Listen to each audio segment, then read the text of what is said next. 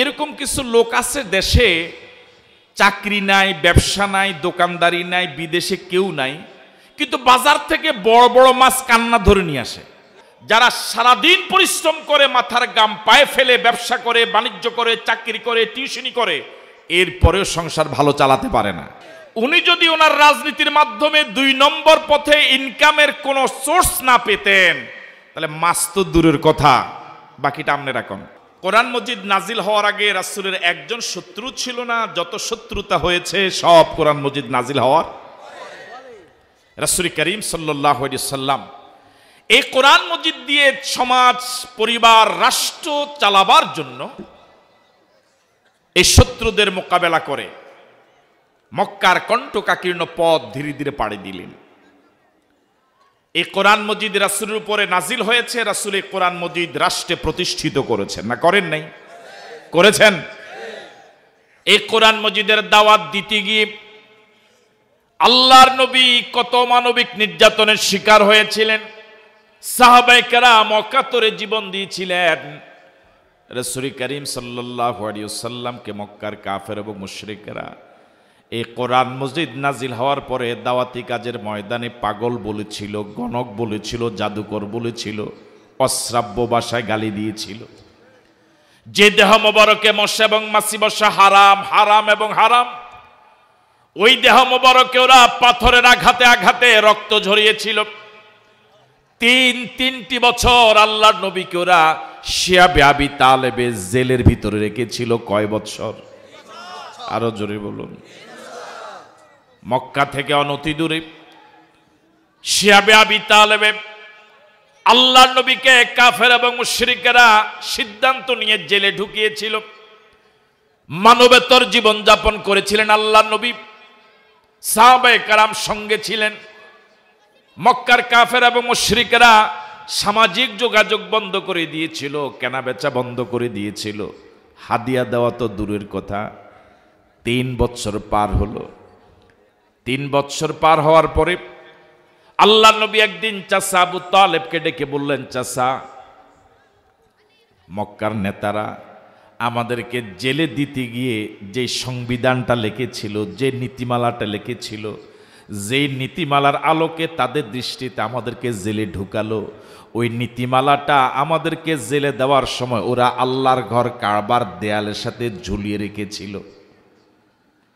ওই নীতিমালাতে তারা যতগুলো লেখা লিখেছিল, এর ভিতরে যত জায়গায় আমার আল্লাহর নাম আছে, সব জায়গায় আল্লাহর নামটা অক্ষত আছে।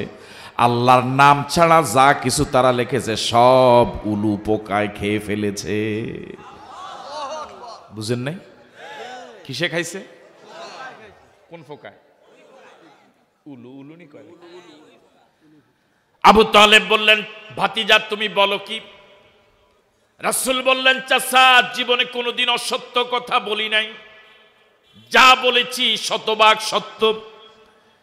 এবার আবু তালেব বললেন, ভাতিজা, তোমার কথা যদি সত্য হয়, তারা যে সংবিধানের আলোকে, যে নীতিমালার আলোকে তোমাকে জেলে ঢুকালো, 3 বছর তোমার সাথে অমানবিক নির্যাতন করেছে, আচরণ করেছে, তোমার কথা অনুযায়ী যদি ওই নীতিমালায় লিখিত সংবিধানে যদি আল্লাহর নাম ছাড়া সব কিছু উলুপোকায় খেয়ে ফেলে, আমি সিদ্ধান্ত দিলাম তোমাকে আর একদিনও তারা জেলে আটকায় রাখতে পারবে না।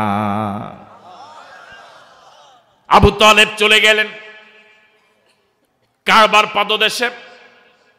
মক্কার বড় বড় নেতারা কাবার পাদদেশে বসে গল্প করছে। কি করতেছে? আসলে গোটা পৃথিবীর সিংহভাগ নেতাদের কোনো কামই নাই। কথা কয় না? আপনাকে আসেন না গেছেন গে? আপনি দেখবেন অধিকাংশ নেতা কোনো কি নাই, কোনো কাজ নাই, বেকার। জিজ্ঞেস করছে ছেলেকে বিয়ে করাবে, মেয়ের বাবা জিজ্ঞেস করছে ছেলে কি করে? রাজনীতি করে। এটাই 200টা কাম কি করে? এরকম কিছু লোক আছে দেশে, চাকরি নাই, ব্যবসা নাই, দোকানদারি নাই, বিদেশে কেউ নাই, কিন্তু বাজার থেকে বড় বড় মাছ কান্না ধরে নিয়ে আসে। আছে না নাই? অথচ তার বাড়ির, তার নিজের বংশের, তার পাড়ার এরকম লোক যারা সারাদিন পরিশ্রম করে মাথার গাম পায়ে ফেলে ব্যবসা করে, বাণিজ্য করে, চাকরি করে, টিউশনি করে, এরপরেও সংসার ভালো চালাতে পারে না। আপনি নাকি সভাপতি? সভাপতি কামড়ে নেই? হ্যাঁ, কারে দিয়ে উদাহরণ দিতাম? ওনার দিয়ে দিই। হ্যাঁ, পড়লে ওনার গাতে পড়লো, অথচ ওনার চাকরি নেয়। রাগন্নি কোন আবার একটা উদাহরণ দিলাম। তো ওনার চাকরি নাই, ব্যবসা নাই, বাণিজ্য নাই, কিচ্ছু নাই, নাই যে এটাও নাই। বাজার থেকে সবচেয়ে বড় মাছ গরুর গোশ একসাথে 15 কেজি আনে। ঠিক আছে কথা? কি করে? কথা কয় না কে? কি করে? আমাদের বাংলাদেশের রাজনীতিটাও একটা চাকরি। কথা কয় না কা? রাজনীতিটাও। উনি যদি ওনার রাজনীতির মাধ্যমে 2 নম্বর পথে ইনকামের কোন সোর্স না পেতেন, তাহলে মাছ তো দূরের কথা, বাকিটা আপনি রাখুন। কথা কন না, বাকিটা আপনি রাখুন। ঠিক নয় কি আমার ভাইয়েরা? অধিকাংশ নেতাদের কোনো কাজ নাই, শুধু এই দোকানে বসে বসে গল্প গুজব, ওই জায়গায় বসে বসে গল্প গুজব, কার পিছনের অংশে কিভাবে খুঁড়া দিব। খুঁড়া বুঝেন তো আপনি? সিরাজ ভাই এটা বুঝেননি আপনি? খুঁড়া না আমেরিকার তো নাইছেন আপনি? শুধু কাজই এটা, ঠিক না? এটা এই চরিত্র আগেও ছিল, এখনো। এই আবু জেহেল, আবু লাহাব, উতবা, সাইবা, ওরা কাবার ঘরে বসে বসে কোনো কাজ নাই, শুধু গল্প গুজব, কার পিছনে কিভাবে মামলা দিবে, ওই আদালতের অ্যাডভোকেটে কিভাবে ব্যবহার করবে, শুধু কামিয়ে যায়। এই জাতীয় লোক তো সমাজে এখনো আছে। এরা সমাজের জন্য উপকারী না ক্ষতিকর? আরো জোরে বলেন, উপকারী না ক্ষতিকর? এদেশের গরিব খেটে খাওয়া মানুষ মাথার গাম পায়ে ফেলে কষ্ট করে সংসার চালাতে পারে না, আর আমার কোনো কাজ নাই, দুর্নীতি করে, সন্ত্রাস করে, চাঁদাবাজি করে আমি আঙ্গুল ফুলে কলা গাছ হলাম। জবাব কি আল্লাহর কাছে দেওয়া লাগবে না? আল্লাহর কাছে কি জবাব দেওয়া লাগবে না? এই জন্য কলিজার টুকরা ভাইদেরকে অনুরোধ করব, আল্লাহকে ভয় করুন। আপনাদের কারোর সাথে আমাদের ব্যক্তিগত কোনো শত্রুতা নাই, আল্লাহর কসম করি বলি। যতটুকু আছে মায়া আছে, দরদ আছে। আপনি জাহান্নামে গেলে তো আমাদের কোনো লাভ নাই, বরং আপনারা সকলে মিলে আমরা যদি একসাথে জান্নাতে যেতে পারি, এটাই তো বড় আনন্দের বিষয়। ঠিক নয় কি? এটাই তো বড় আনন্দের বিষয়। এই জন্য বিনয়ের সাথে আরজ করবো, ফিরে আসুন আল্লাহর পথে, ফিরে আসুন নবীর পথে, ফিরে আসুন কোরআনের পথে, ফিরে আসুন সত্যের পথে। অসত্যকে পদদলিত করুন, মিথ্যাকে পদদলিত করুন, সত্যের পতাকাবাহী দলে অংশগ্রহণ করে জান্নাতের পথে একসাথে হাঁটুন। আল্লাহ ইনশাআল্লাহ জান্নাতের রাস্তা খুলে দিবে। চলতে পারবো ইনশাআল্লাহ। আবু জেহেল সহ বড় বড় নেতারা কোথায়? ভুলে গেছেন আপনারা? কি করে? এই গল্পের কোন আলোচ্য বিষয় আছে? মানে যার মুখে যেটা আসে এটাই আলোচ্য বিষয়। কথা বুঝেন নাই? কতক্ষণ চলে যায় আমেরিকার প্রেসিডেন্টের, কতক্ষণ চলে যায় রাশিয়ার প্রধানমন্ত্রী। আবু তালেব গিয়ে বলল, নেতারা তোমরা যে জায়গায় বসে আছো, আমার ভাতিজা নবী মুহাম্মদ সাল্লাল্লাহু আলাইহি ওয়াসাল্লামকে যে নীতিমালার আলোকে তোমরা জেলে আবদ্ধ করে 3 বছর রেখেছ, তোমাদের নীতিমালা সব উলু পোকা খেয়ে শেষ। বুঝেন নাই? ওরা তো এটা বিশ্বাসই করে না, কানেই নেয় না, কানের মাছি লাড়ে না।